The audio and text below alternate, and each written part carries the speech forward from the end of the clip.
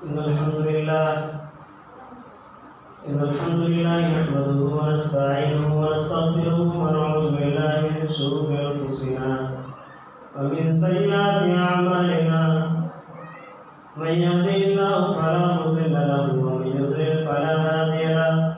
ونشهد أن لا إله إلا الله وحده لا شريك له وأشهد أن محمدا عبده ورسوله. أما بعد، فإن خير الحديث كتاب الله وخير الهدي هدي محمد صلى الله عليه وسلم وشر الأمور محدثاتها وكل محدثة بدعة وكل بدعة ضلالة وكل ضلالة في النار. أعوذ بالله السميع العليم من الشيطان الرجيم. بسم الله الرحمن الرحيم. والقرآن المجيد بل عجبوا أن جاءهم منذر منه فقال الكافرون هذا شيء عجيب. أئذا متنا وكنا ترابا ذلك رجع بعيد. قد علمنا ما تنقص الأرض منهم وعندنا كتاب حفيظ. بل كذبوا بالحق لما جاءهم فهم في أمر مريج. أفلم ينظروا إلى السماء فوقهم كيف بنيناها وزيناها وما لها من فروج. والأرض مددناها وألقينا فيها رواسي وأنبتنا فيها من كل زوج بهيج تبصرة وذكرى لكل عبد منيب. ونزلنا من السماء ماء مباركا فأنبتنا به جنات وحب الحصيد والنخل باسقات لها طلع نضيد رزقا للعباد وحيينا به بلدة ميتا كذلك الخروج. كذبت قبلهم قوم نوح وأصحاب الرس وثمود وعاد وفرعون إخوان لوط وأصحاب الأيقة وقوم تبع كل كذب الرسل فحق وعيد. أفعينا بالخلق الأول بل هم في نفس من خلق جديد. وقال الله تبارك وتعالى في كلامه المجيد. بسم الله الرحمن الرحيم. لقد كان لكم في رسول الله أسوة حسنة. وقال الله تبارك وتعالى كما أرسلنا فيكم رسولا منكم يتلو عليكم آياتنا ويزكيكم ويعلمكم الكتاب والحكمة ويعلمكم ما لم تكونوا تعلمون. رب اشرح لي صدري ويسر لي أمري واحلل عقدة من لساني يفقهوا قولي. رب زدني علما اللهم رب زدني علما. سبحانك لا علم لنا إلا ما علمتنا إنك أنت العليم الحكيم. تمام قسم کی تعریفات حمد و ثنا کی بیائی و بڑائی اسی خالق کائنات مالک ارض و سما کے لیے لائق و سزاوار ہے، جس نے ہم تمام انسانوں کو اس دار فانی میں مبعوث کیا اور ہماری وطن فوقتاً رہنمائی کے لیے ہمیں سیدھے راستے کی طرف چلانے کے لیے اللہ رب العالمین نے اپنے بے شمار انبیاء کرام کو بھیجا. ان تمام انبیاء کرام پر درود و سلام کا پھول نچھاور ہوں، خصوصاً ہمارے آخری نبی تاجدار مدینہ سرکار دو عالم محمد رسول اللہ صلی اللہ علیہ وسلم پر. اللہم صلی علی محمد وعلی آل محمد کما صلیت علی ابراہیم وعلی آل ابراہیم انک حمید مجید. اللہم بارک علی محمد وعلی آل محمد کما بارکت علی ابراہیم وعلی آل ابراہیم انک حمید مجید. محترم حاضرین جمعہ، آج جس موضوع پر میں آپ حضرات کے سامنے اپنی باتیں رکھنا چاہتا ہوں وہ موضوع ہے قوم کی اصلاح کیسے کریں. اپنے موضوع کی طرف بڑھنے سے پہلے میں اپنے موضوع کی کچھ تفصیل میں آپ کو بتا دوں، کچھ وضاحت آپ حضرات کے سامنے کر دوں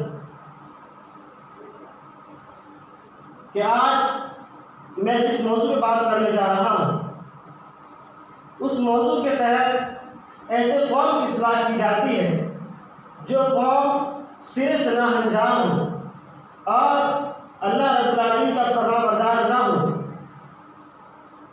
حشر اور یعنی میں وہ پہلے درجے پہ آتا ہو اور اللہ رب العالمین کو گویا کہ بھلا چکا ہو. ایسے قوم کی اصلاح آخر کیسے کی جائے گی؟ اور دوسری بات یہ کہ آج میں جس لہجے میں بات کرنا چاہتا ہوں، گفتگو کرنا چاہتا ہوں، وہ لہجہ اس طرح نہیں ہے جس طرح سے بہت سارے علماء کے ہوتے ہیں. وہ میٹھی میٹھی باتیں، وہ ٹھنڈی ٹھنڈی باتیں اور ذہن کو بہت ہی ٹھنڈ لگنے والی باتیں. مثلاً ذرا سا وقت جو ہے 24 گھنٹے میں ذرا سا وقت نماز کے لیے نکال لیجیے. اگر آپ قرآن پڑھنا جانتے ہیں تو ذرا سا وقت نکال کے قرآن پڑھ لیجیے، یہ آپ کے لیے بہتر ہے. یا یہ کہ فلاں ذکر کر لیجیے، اس میں پہاڑوں جیسے نیکیاں ہیں. یہ جو لہجے ہیں اور یہ جو طریقے ہیں دعوت و تبلیغ کے، یہ اللہ رب العالمین کے انبیاء کرام اور رسول میں سے کسی کا طریقہ یہ نہیں تھا. لہذا میں بھی نہیں چاہتا کہ اس طریقے کو استعمال کروں. حالانکہ یہ بات تو سچ ہے کہ حضور صلی اللہ علیہ وسلم کے پاس جب کوئی وحی آتی یا کوئی فرمان جب اللہ رب العالمین کی طرف سے نازل ہوتا تو سب سے پہلی مرتبہ اس کی دعوت کے لیے آپ صلی اللہ علیہ وسلم اپنے ساتھیوں کو، اپنے صحابہ کرام کو بڑے اچھے انداز میں بتاتے تھے. لیکن جب دعوت پہنچ چکی، جب فرمان پہنچ چکا، اس کے بعد جب لوگوں نے اس پر عمل نہیں کیا یا کچھ لوگوں نے عمل کر کے سرے میں انحراف کر لیا، تو پھر حضور صلی اللہ علیہ وسلم کے ایسے الفاظ بھی آئے ہیں کہ میرا دل کرتا ہے کہ عمر کو نماز کے لیے کھڑا کروں اور دیکھوں کہ کون ہے جو نماز کے لیے نہیں آتا، اس کے گھر میں آگ لگا دوں. اتنے سخت الفاظ محض نماز کے لیے. آخر کیوں؟ یہ ہے وہ لہجہ جسے ہم اور آپ کو سمجھنا چاہیے.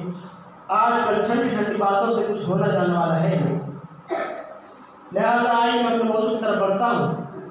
آج میں نے خطبہ مسنونہ کے بعد جو آیت تلاوت کی ہے، بڑی مشہور و معروف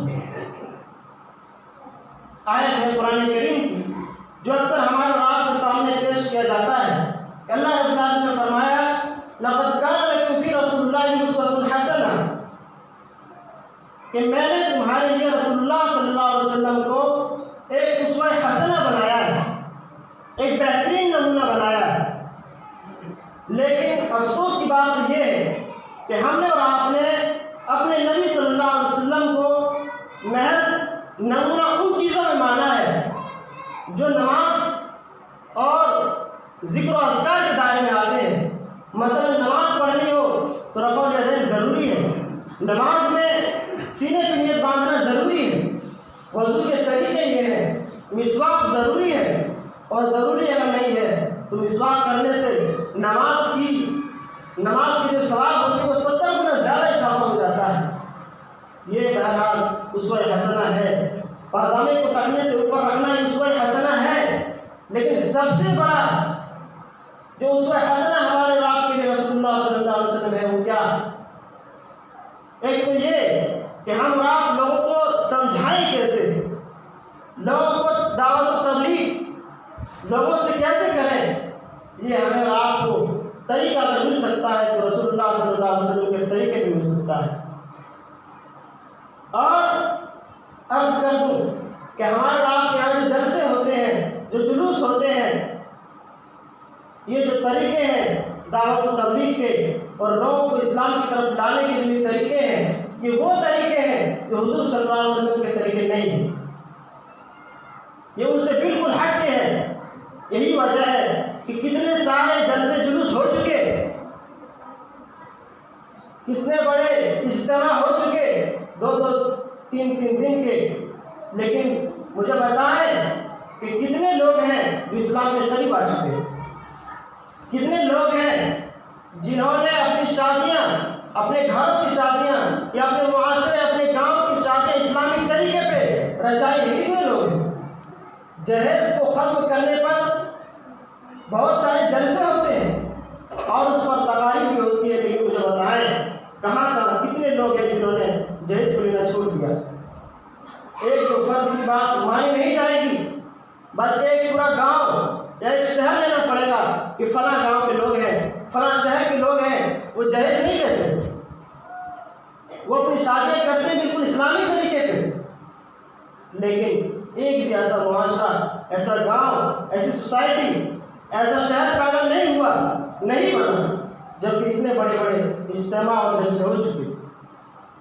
ہاں یہ کہا جاتا ہے کہ جلسوں سے بہت سارے جلسے ایسے ہوئے ہیں جہاں پر بہت سارے جو بڑے حضرات ہیں وہ اہل حدیث میں تبدیل ہو گئے۔ میرے بھائی بزرگ اور دوستو، ذرا غور کریں، اگر اللہ کے یہاں یہ پوچھ کر جنت میں داخل کیا جائے گا کہ بتاؤ تم اہل حدیث سے دنیا میں، اور اگر ہاں کہہ دیا جائے اور اس بنا پر کسی کو جنت میں داخل کر دیا جائے تو میری طرف سے کھلی اجازت ہے، چاہے جتنے جلسے جلوس کرنا چاہے کریں، اور جتنے سنی اور دیوبندی حضرات جتنے بھی لوگ ہیں سب کو آپ اہل حدیث میں تبدیل کریں، لیکن ایسا نہیں ہے۔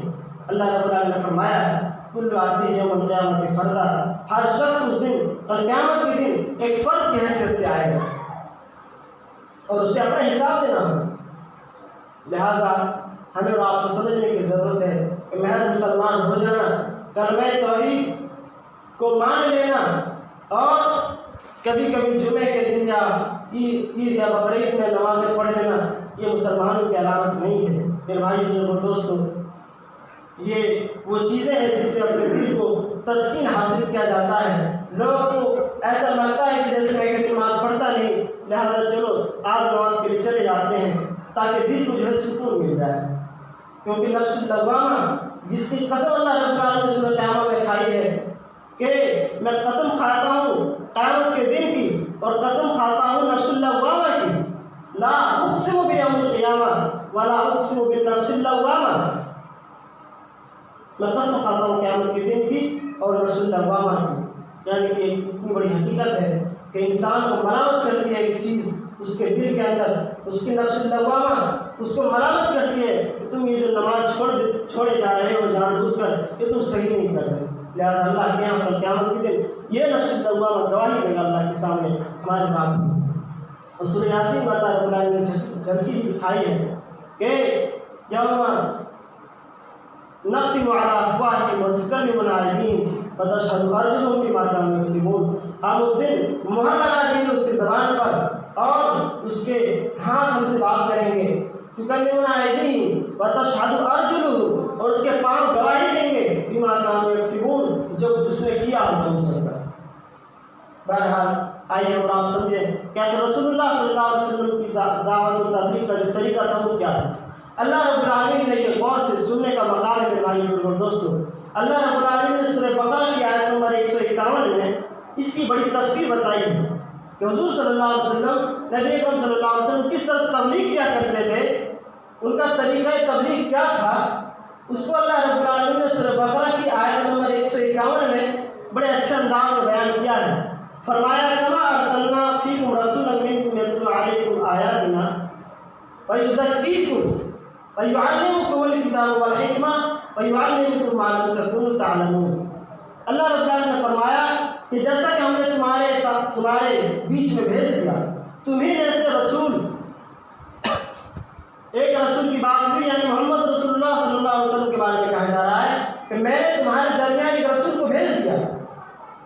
وہ کرتے کیا ہے، ان کا کام کیا ہے، ان کا جو مقصد بعثت ہے، بھیجے جانے کا جو مقصد ہے وہ کیا ہے، وہ کام کیا کرتے ہیں، وہ اللہ رب العالمین نے آگے بڑے اچھے انداز میں اور ایک باقاعدہ ترتیب کے ساتھ اللہ رب العالمین نے فرمایا کہ یتلو علیکم آیاتنا، تمہارے اوپر میری آیتیں تلاوت کرتے ہیں، وَيُزَكِّيكُمْ، اور تمہارا تزکیہ کرتے ہیں، تمہارے پاک کو صاف کرتے ہیں۔ جب بھی تمہارے ذہن میں کوئی سوالات آتے ہیں تو پھر اس کا حل بتاتے ہیں تمہیں، اور جو کچھ کرنا چاہیے یا نہیں کرنا چاہیے یہ کچھ تمہیں بتاتے ہیں، یہ تزکیہ۔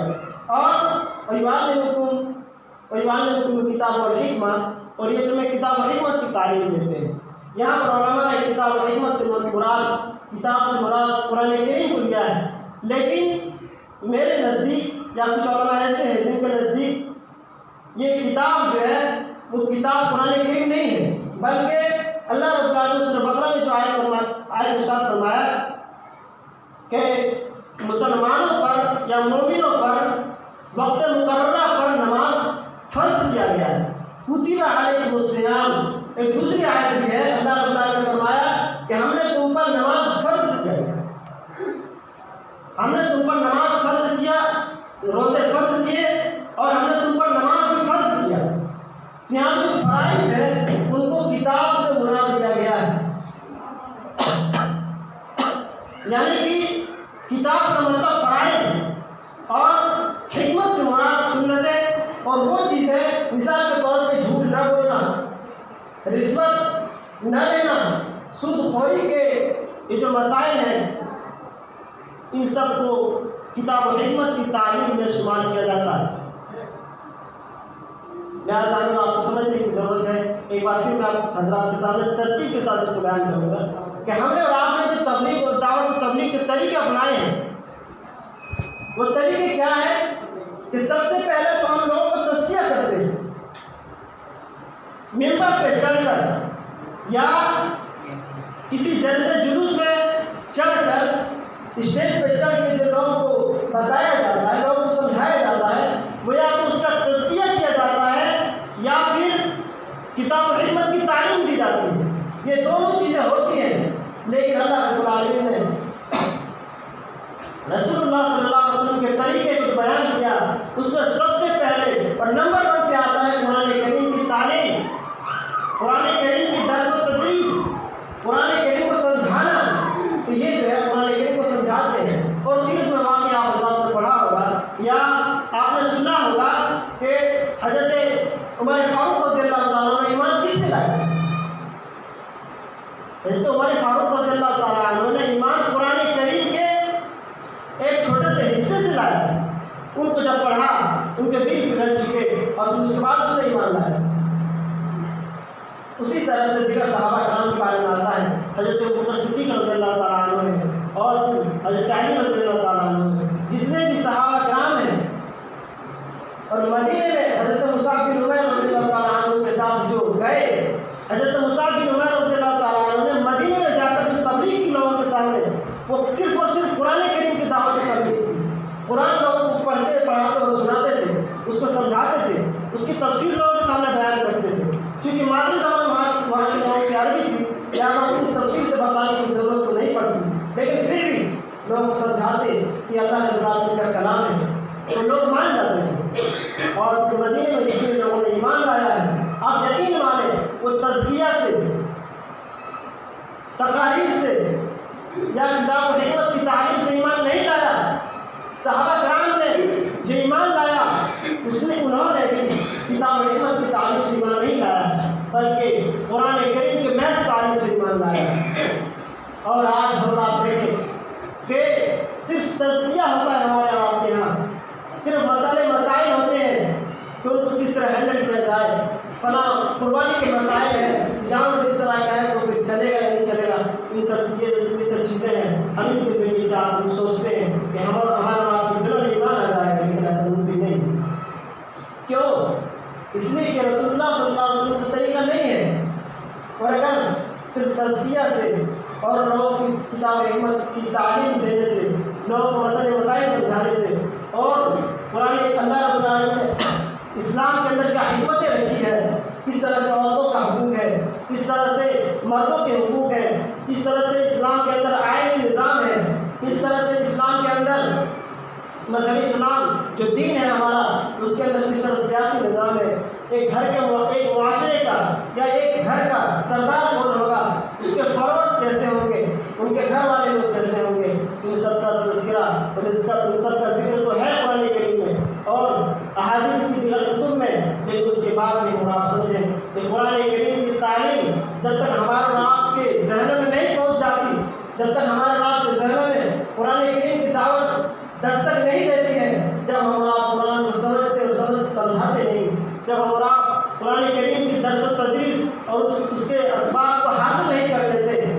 تب تک ہم اور آپ یقین مانیں کہ نہ تو دل کا تزکیہ ہوگا، چونکہ تزکیہ بھی حضور صلی اللہ علیہ وسلم نے کیا ہے تو قرآن کریم سے کیا ہے، کتاب حکمت کی تعلیم بھی اگر کی ہے تو قرآن کریم سے کیا ہے۔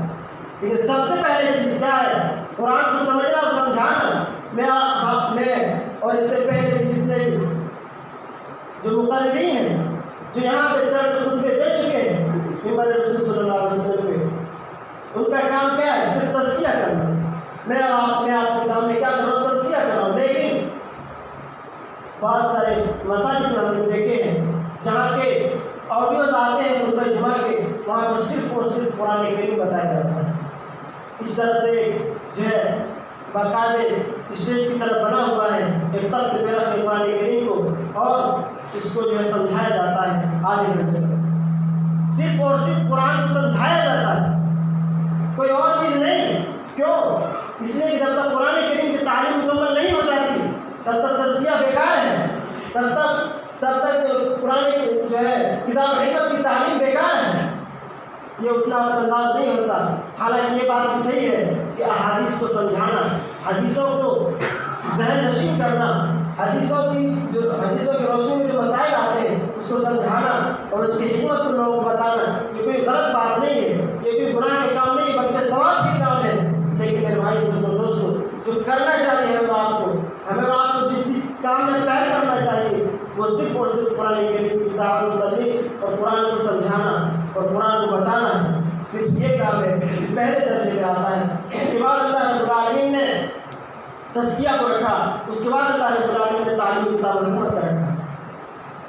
یہ جو آیت میں نے آپ حضرات کے سامنے پڑھا سورہ بقرہ کی آیت نمبر 151 ہے، اور یہ آیت اللہ رب العالمین نے تب نازل کی جب حضور صلی اللہ علیہ وسلم کو بھیج دیا۔ لیکن یہ آیت اس کے بارے میں مفسرین لکھتے ہیں کہ حضرت اسماعیل علیہ السلام، حضرت ابراہیم علیہ السلام دونوں کی دعا ہے جو اللہ رب العالمین کے سامنے دونوں نے دعا کی تھی، پروردگار ان میں سے ایک رسول کے بھیجو، یعنی میری نسل میں آگے جو میری نسل آنے والی ہے، میرے بیٹوں کے بعد جو نسل بنے گی اس میں تو اپنے ایک رسول کو بھیجیے۔ اور اس کے بارے میں جو دعا ہے اللہ رب العالمین کے سامنے جو دعا کیا گیا ہے وہ دعا سورہ بقرہ کی آیت نمبر 129 میں آ چکا ہے، 15ویں رکوع میں اس دعا کو اللہ رب العالمین نے نقل کیا ہے، اور دعا کچھ میں ہے ربنا وابعث فیہم رسولا منہم یتلو علیہم آیاتک ویزکیہم آیاتک ویعلمہم الکتاب والحکمہ ویزکیہم۔ یہاں پر حضرت ابراہیم علیہ السلام، حضرت اسماعیل علیہ السلام دونوں نے جو دعا کی ہے اس میں ذرا سی ترتیب کی فرق ہے کہ اے اللہ ان میں سے یعنی میرے جو آنے والے جو پیڑھیاں ہیں، جو آنے والی نسلیں ہیں، ان میں تو اپنے ایک ایسے رسول کو بھیج دو جو قرآن کریم کی تعلیم اسے دے، یعنی کہ تیری آیات پڑھ کر سنائے۔ آیات ظاہر سی بات ہے قرآن کریم کی آیات ہے، اور آیات کو علماء نے 3 قسموں میں بیان کیا ہے، آیات انفسی، آیات آفاقی اور ایک آیات قرآنی۔ 3 قسم کی آیات ہے جس کو علماء نے بیان کیا ہے، اور تینوں قسم کی جو آیات ہے وہ قرآن کریم میں موجود ہے۔ یعنی انسان کے اندر، انسان کے جسم کے اندر، اس کے نفس کے اندر کیا اللہ رب العالمین کی نشانیاں ہیں، اس نشانیوں سے اس انسان کو آگاہ کرنا کہ اللہ رب العالمین نے تمہارے جسم کا جو نظام بنایا ہے اس نظام کو ذرا تم سمجھو۔ تمہارے جسم کے اندر ہر جگہ گوشت ہے اوپر میں، لیکن ناخن تمہارے صرف انگلیوں میں کیوں نکلتے ہیں؟ ناخن تمہارے ناک سے کیوں نہیں نکل آتے؟ کیا یہ اللہ رب العالمین کی حکمت نہیں ہے؟ یہ وہ چیزیں ہیں جس سے آگاہ کرنا، یہ ہے آیات انفس۔ انسان کے نفس کے اندر جو نشانیاں اللہ رب العالمین نے رکھی ہے اس کے بارے میں بھی قرآن کریم میں جو ہے اشارہ ہے تفسیر سے، یہ آیت انفس۔ اور پھر آیات آفاقی، اس کے بارے میں سورہ بقرہ کی آیت ہے جس میں اللہ رب العالمین نے بڑی تفصیل سے لوگوں کو آگاہ کیا ہے۔ اور ایک آیت ہے افلا ينظرون الى الابل كيف خلقت، کیا یہ اونٹ کی جو خلقت ہے کیا اس پر یہ غور نہیں کرتے؟ وإلى السماء كيف رفعت وإلى الجبال كيف نصبت وإلى الأرض كيف سطحت، کیا یہ زمین کو نہیں دیکھتے؟ کیا یہ آسمان کو نہیں دیکھتے کس طرح ہم نے اسے مقرر کیا ہے؟ کیا یہ پہاڑوں کو نہیں دیکھتے کس طرح ہم نے خیمے کی طرح گاڑ دیا ہے تاکہ اس کو لے کے ہلنے نہ لگے، ڈلنے نہ لگے اس کو لے کر کے؟ کیا ان سب چیزوں کو نہیں دیکھتے؟ اور اس کو دیکھ کر کیا اسے معلوم نہیں ہوتا کہ شاید اس کا بھی بنانے والا کوئی اللہ کے عالم ہے؟ یہ ہے آیات آفاقی۔ آفاق کو دیکھ کر دنیا اور آسمان کے بیچ میں جو چیزیں ہیں جہاں تک دیکھی جا سکتی ہے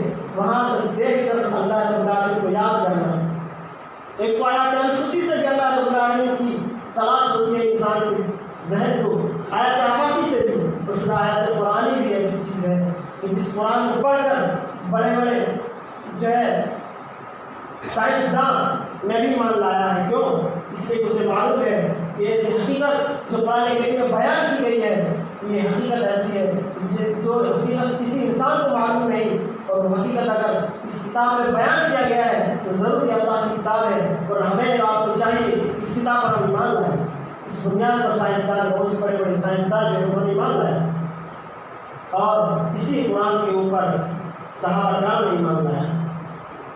لہٰذا ہمیں اور آپ کو آج ہمارا آپ کے اندر ایمان ہے، لیکن تجدید ایمان کی ضرورت ہے، ایمان کو پاک و صاف کرنے کی ضرورت ہے، اور اس کے لیے بھی ضروری ہے سب سے پہلے ہم قرآن کریم کو سمجھیں اور سمجھائیں لوگوں کو، قرآن کریم کی تعلیم لوگوں کو دیں۔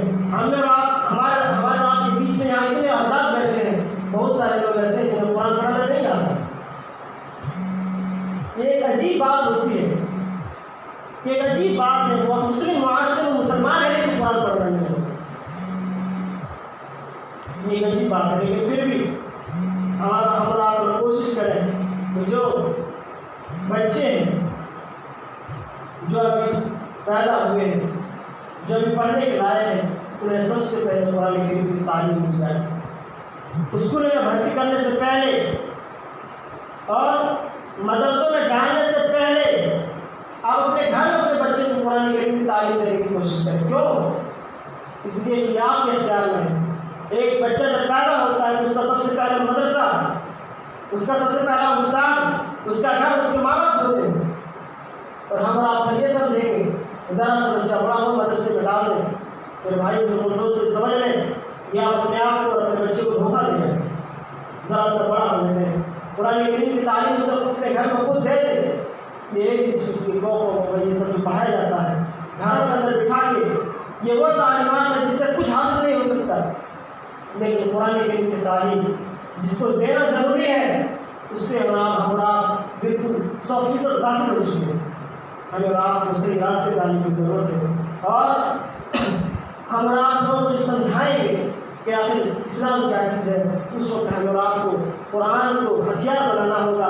اور میرے بھائی اور دوستوں، میں نے جو آپ حضرات کے سامنے خطبہ جمعہ میں بات رکھی ہے، اس کو ایک سب سے میں بیان کر دوں، جو کہ وقت ہو چکا ہے، کہ ہم اور آپ اچھی طرح سے مان نہیں رہے کسی بات کو۔ نماز کے لیے ہاتھ کھڑے کروا کے جاتے ہیں کہ نماز کے لیے کون کون آئے گا، لیکن پھر بھی کوئی نہیں آتا، اور اس طرح سے خاص طور سے نماز کی بات ہو رہی ہے، پوری مسجد خالی ہوتی ہے، نماز کے لیے کوئی نہیں آتا۔ اس میں میں نہیں سمجھتا کہ کسی لوگوں کی غلطی ہے، لوگ اس بات کو نہیں مان رہے، اس بات نہیں ہے، بلکہ قرآن کریم کی تعلیم جب ذہن میں بیٹھ جائے گی پھر لوگ سمجھیں گے آخر نماز کیا چیز ہے۔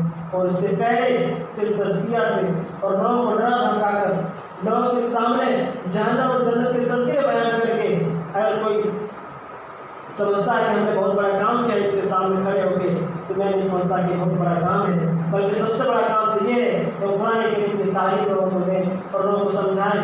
جنہیں قرآن پڑھنا نہیں آتا، سمجھ نہیں آتا، اس کے سامنے درس و تدریس ہو قرآن کریم کی، قرآن کریم کی درس اس کے سامنے چلائی جائے اور وہ حاضر ہوں وہ سنیں، لیکن اس کے لیے ضروری ہے کہ لوگ تیار ہو جائیں۔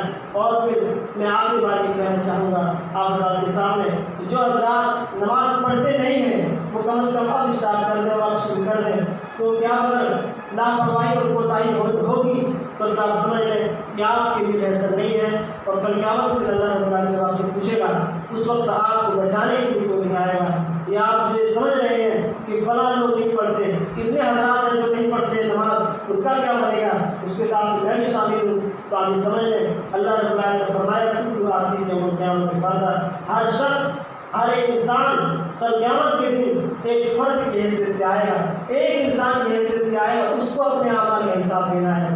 وہ یہ نہیں کہہ سکتا کہ اللہ اتنے لوگ نہیں پڑھ رہے تھے لہٰذا میں بھی نہیں پڑھ رہا تھا نماز، یہ بہانہ اور یہ باتیں آپ کی نہیں چلنے والی۔